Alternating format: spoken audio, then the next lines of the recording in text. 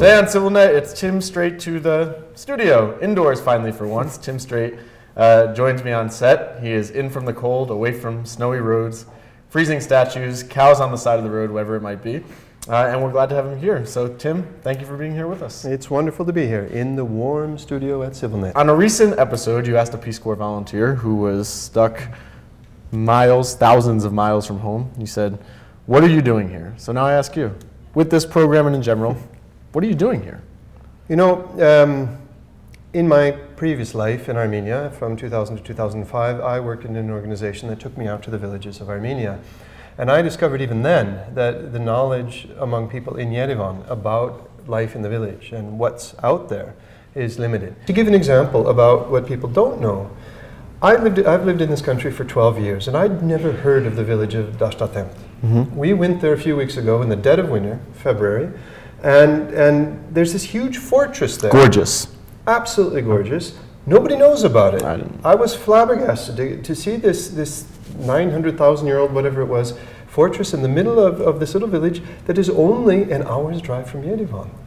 Not being used for anything, just sitting there waiting for something to happen. Things have got to happen. It has so much potential for development. I watched that village and I thought this is a beautiful village. I think a lot of people would like to come to this.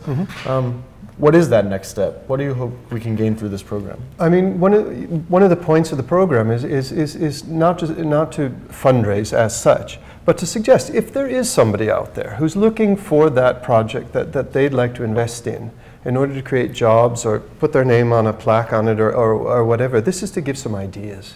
Just so, there's the cathedral in Tallinn, there's Dashtatem, there's the kindergarten in Katnabur. Right. There's lots of places that, small budgets, big budgets. It's not about raising money. The program is not about raising money as such, but it's to drop some hints if somebody's interested in it. Okay. You said before sometimes it's humorous. We're going to pick through a few of my favorite moments, and I'll let you tell me what we saw on camera or maybe what we didn't see on camera. I think one of them was pretty unplanned. You ended up at the animal market on the side of the road. Yeah. Here's what I learned. You tell me what I did or didn't learn correctly. Tan sheep go for more money? They do. Why is that? That's what I was told by the gentleman at the market, that brown and black sheep actually go for a higher price per kilo for the meat because they absorb more sunlight and therefore the meat is somehow better, which was, yeah, interesting. You got a friend in the piece, and now I'm talking to you now, you have I sense a skepticism. A healthy skepticism. I don't smear honey on my stomach when I have a cold either. So this is what makes, you know, visiting villages and unexpected places really interesting in this country. You meet other attitudes, you meet other beliefs, and you learn and you expand your horizons. And this is what I love so much about the program. Sure.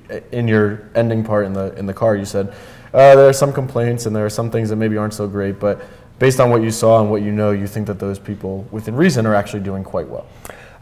That is a red thread through the whole thing. That yes, there are problems in the villages in Armenia. Yes, there are challenges, but at the same time, there's a culture of focusing on the negative in a way, and focusing on it's not good enough. Life is not good.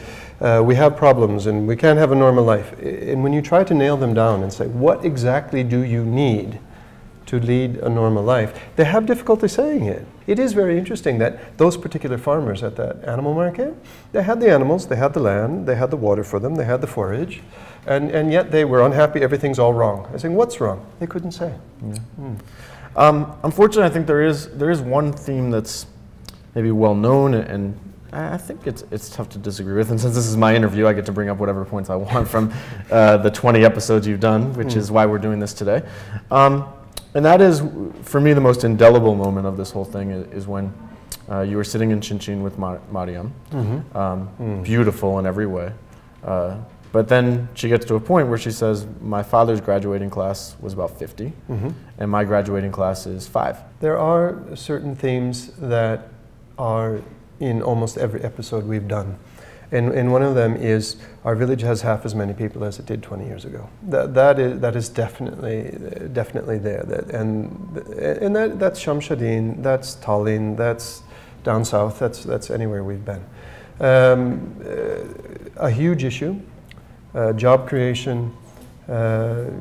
We need to do that. This is outside the framework of the program in a way, but it is also part of why I wanted to do the program, was first to enlighten on the problem. Yes, it's a real problem. There are villages out there that have 20%, 30% of what they used to have. And secondly, offer concrete, not solutions, but possibilities of what can be done in creating jobs and preventing this. In agriculture, in handicrafts, in whatever it might be. Nobody's going to come to a village in Armenia and build a car factory. We know that. So we need to start with the small and medium enterprise and get them on their feet. In this idea that we're going to these villages and sometimes seeing their problems, is there any interest in doing like the year later or going back and showing how some of these villages either may have improved or how things have... Definitely. I get frustrated with my own programs. I do 6 minutes and we talk about, wow, this is a great place. This is a great castle or a great church or a great whatever it is. And something needs to be done. We need to go back and follow up on that. We can't just drop the ball there. We'll do so much more on this, and I do think that this is hopefully the overall theme of what we hope will come out of this. All right, let's finish with this. Tim, you have terrible timing because you started this program in September, which means you've done 80% of these episodes in awful weather. Yep. You have to travel to the nether regions of the country on not I-95, on some interesting roads. So tell us how difficult it is just to do this project. It's a long, intensive day. We need a cameraman, we need a boom holder, we need an interpreter because I don't speak very good Armenian, and it's just a long, intensive, grueling day to make the topic interesting, the place interesting, nested in facts, and make it entertaining at the same time, and all of that. And then if you add, and then comes January, February, and you add a layer of, oh, the Selin Pass is closed, and the road between Chambarak and Berd is closed, and things like that. And you physically can't get to some places. I will never forget give us a story. The episode in Ushi, when we went to the Saint Sarkis, the original Saint Sarkis church in Armenia. It's a beautiful church complex, again, that I've never heard anybody talk about. Beautiful place. And we couldn't find it.